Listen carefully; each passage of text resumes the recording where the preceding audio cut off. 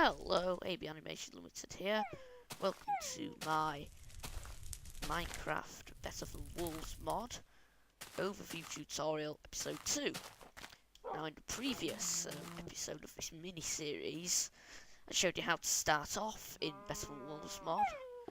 Today we're going to look at creating a continuous source of mechanical power. As last time we were having to use the hand crank to operate the mill. Now, as you can see, I've been quite busy. I've basically built this huge structure that was basically a windmill. It was actually a working windmill, but I removed the mill and had to make a new one to show you how it's done, because I can't break down the original into its core components. So that's the aim. Today we're going to make a new windmill. Bear in mind this project requires a lot of hemp. It took me several days for waiting for hemp to grow, grinding it up in the mill, like hemp fibres, and I'll show you what you do once you've got plenty of hemp fibres. As you can see, I've got most of the components already, but I'm going to show you how to make the last few things. I should have some hemp fibres here. Now, before we made a door shape using hemp fibres that made a rope. Now if you put them in, if you fill every block with hemp fibres, you get fabric. To make one of the arms or sails of a windmill, you'll need 6 pieces of fabric, which is, I think, about 54 hemp fibres. There, and it's your sail. But you also need another 3 sails, so that's, I think, 108, 216 hemp fibres, which is a lot. But don't forget, for every piece of hemp you get 4 fibres. Now, to make the actual windmill piece, you need 4 sails, just like so. Here it is, the windmill. It's strange to imagine I'm carrying a windmill in my hand. Now, if I try and attach a windmill, I better say, it can be quite tricky to attach windmills. There's got to be nothing touching near them. Like, for example, if it won't attach if it's going to scrape along the ground or hit something else. So that's why it has to be sticking out slightly. What I'm going to do is extend that there. And to do that, we're going to need an axle. Now, an axle is basically a piece of rope with each side, and we've got an axle, and I've got a couple already around here. Okay. Just going to jump up to the top.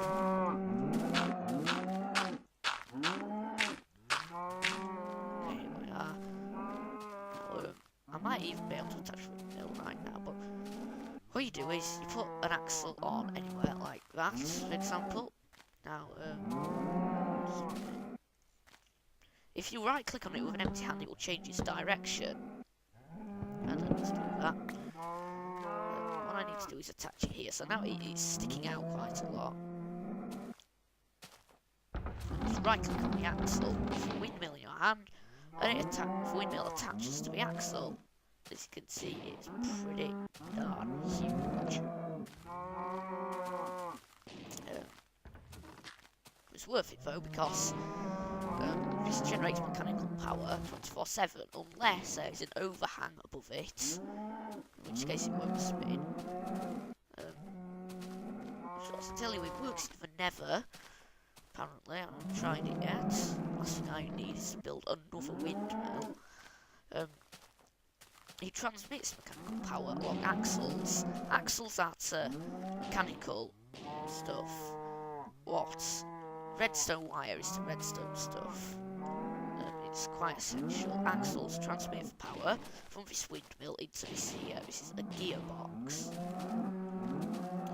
Now, I should warn you, if it rains or snows, a windmill will break any gearboxes it is attached to. So if I get rain, that gearbox that will break, and that's why I've slapped here, so I can climb up to replace it. I haven't actually had any rain yet, so I'm not sure what that will actually involve. Okay, now axles can only go 3 across, as you can see. Just head pull that to get a better view. Axles can only go 3 across if they're attached to a mill, otherwise they will break. So every 3 axles you'll need a gearbox. For demonstration purposes, I'm just going to take out this gearbox. Right, so now this is not going to get any power, this mill, because although all the axles are connected and there are gearboxes, this fan here isn't connected. So I'm going to show you how to make a gearbox. I mean, I've already got one, but this is a tutorial. So what you'll need is a few gears, 4 to be precise. The gearbox needs power, that's what the redstone is for. Then just box it in with a bit of wood. There's a gearbox, these can be stacked. So let's head on over to this broken bit. Now right click to place it. Now as you can see, there's a side that has these arrows. Now this is kind of like where your input goes, and outputs come out of every other side. So if power is coming down from here, we want the arrows to face this way. Now, any axles on any other side of this gearbox will be powered. For example, now power goes all the way down to the millstone. Now I'm just going to show you what happens if you put something in a millstone. It's powered by a windmill. It's something like that. It works just like this, and you can just go away and do whatever you want when you come back. That's basically how it works in the best mod. They're quite tricky to set up. Like I said, you'll need a lot of hemp fibers to make sails. Also to make the rope that makes the axles. Redstone.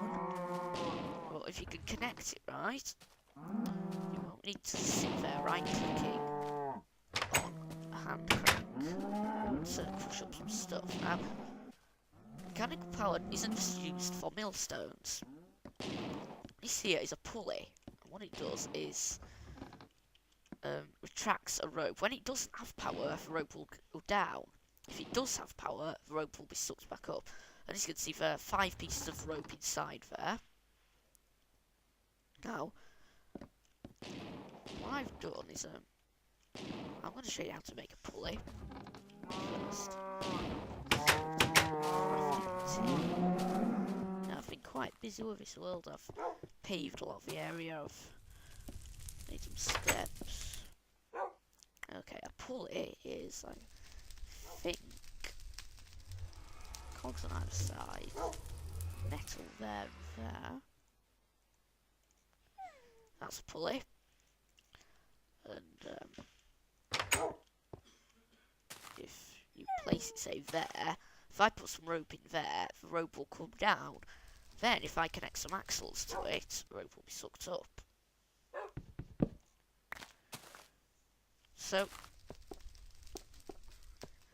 you could have a lever that controls whether the rope's going to down, because gearboxes can be switched on and off using a redstone current.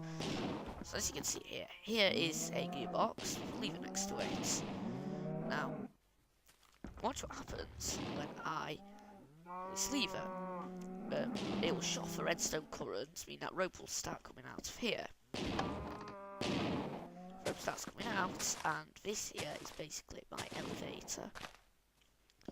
Yes, we haven't got enough rope to descend fully, but all you need to do to make an elevator is, yeah, okay, that was just Dad speaking to me. To make an elevator, you're going to need some platforms. The platform's made out of something called wicker.